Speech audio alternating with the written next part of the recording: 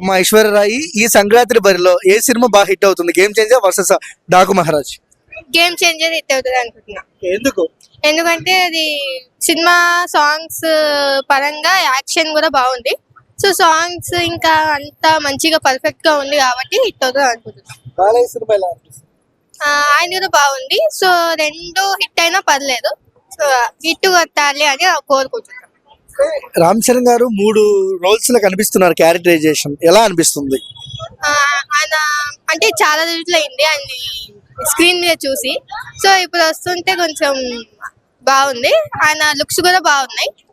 So hit అవుతుంది compulsory. ఇన్నాళ్ళు చిరంజీవి గారు బాలయ్య బాబు గారు పోటీ పడేవారు. ఈసారి బడిలో చిరంజీవి గారు జంప్ అయ్యారు, రామ్ చరణ్ గారు నిలబడ్డారు. ఎలా అనిపిస్తుంది? నిలబడంటే సో బాగానే ఉంది.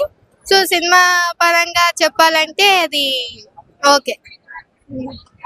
బాలయ్య రామ్ చరణ్ విజయం ఎవరిది? సంక్రాంతి విన్నర్ ఎవరు? రామ్ చరణ్ అనుకుంటా.